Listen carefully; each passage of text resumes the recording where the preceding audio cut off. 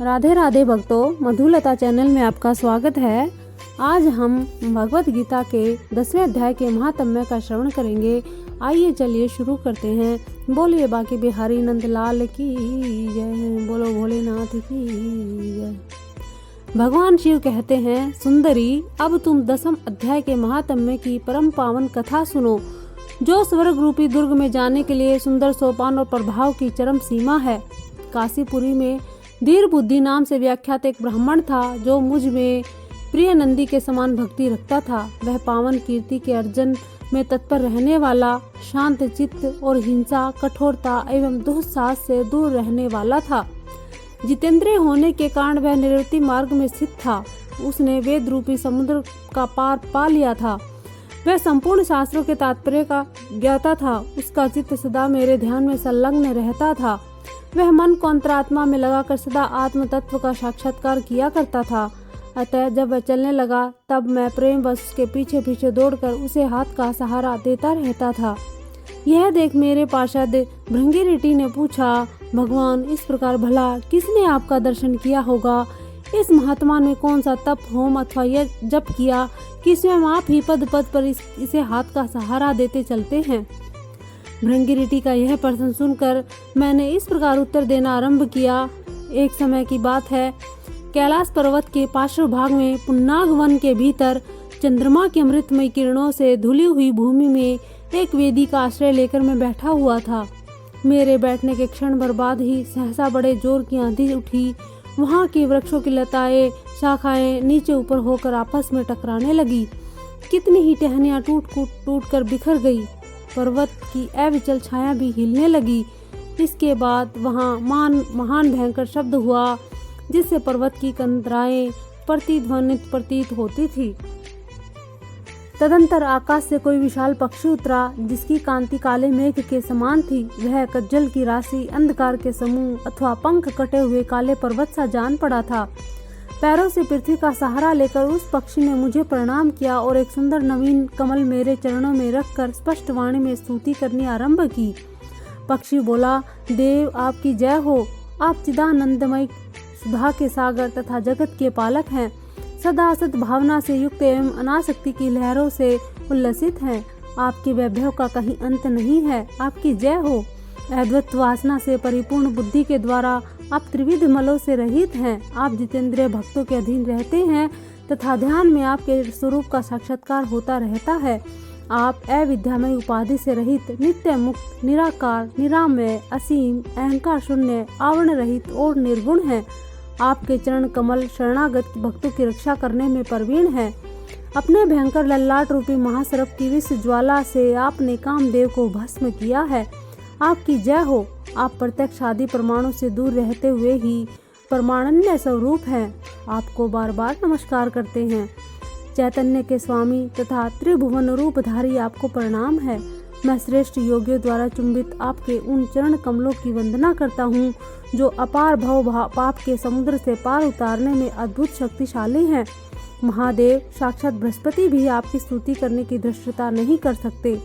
सहस्त्र मुखों वाले नागराज में भी इतनी चातुरी नहीं कि वे आपके गुणों का वर्णन कर सके।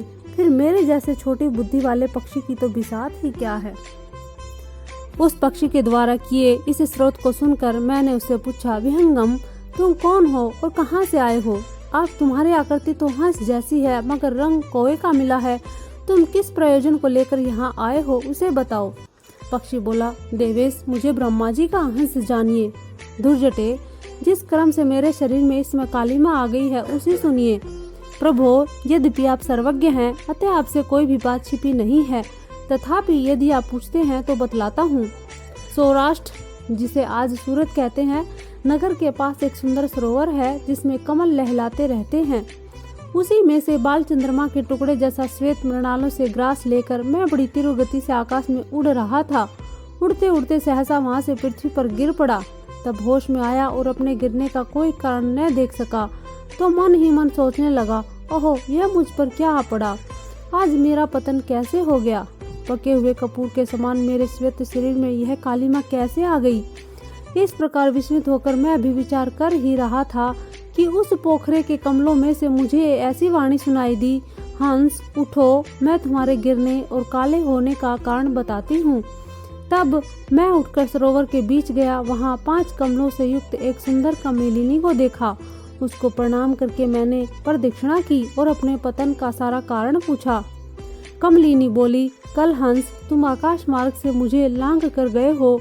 उसी पातक के परिणाम वश तुम्हें पृथ्वी पर गिरना पड़ा तथा उसी के कारण तुम्हारे शरीर में कालिमा दिखाई देती है।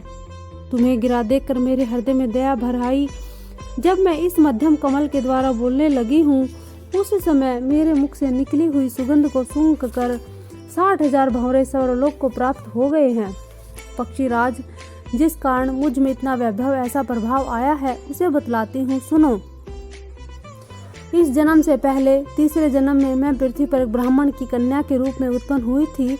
उस समय मेरा नाम सरोजवदना था। मैं गुरुजनों की सेवा करती हुई सदा एकमात्र पातिव्रत के पालन में तत्पर रहती थी। एक दिन की बात है, मैं एक मैना को पढ़ा रही थी। इससे पति सेवा में कुछ विलंब हो गया। इससे पति देवता कुपित हो गए और उन्होंने शाप दिया, पापिनी तू मैना हो जा। मरने के बाद यद्यपि मैं मैना ही हुई, तथापि पतिव्रता के प्रसाद से मुनियों के ही घर में मुझे आश्रय मिला। किसी मुनि कन्या ने मेरा पालन पोषण किया। मैं जिनके घर में थी, वे ब्राह्मण दिन प्रतिदिन प्रातःकाल विभूति योग नाम से प्रसिद्ध गीता के 10वें अध्याय का पाठ करते थे और मैं उस पापहारी अध्याय को सुना करती थी। विहंगम काल आने पर मैं मैना का शरीर छोड़कर 10वें अध्याय के महात्म्य से स्वर्गलोक में अप्सरा हुई। मेरा नाम पद्मावती हुआ और मैं पद्मा की प्यारी सखी हो गई। एक दिन मैं विमान से आकाश में विचर रही थी। उस समय सुंदर कमलों से सुशोभित इस रमणीय सरोवर पर मेरी दृष्टि पड़ी और इसमें उतरकर जो ही मैंने जल क्रीड़ा आरंभ की, त्यों ही दुर्वासा मुनि आ धमके। उन्होंने वस्त्रहीन अवस्था में मुझे देख लिया। उनके भय से मैंने स्वयं ही एक कमलिनी का रूप धारण कर लिया।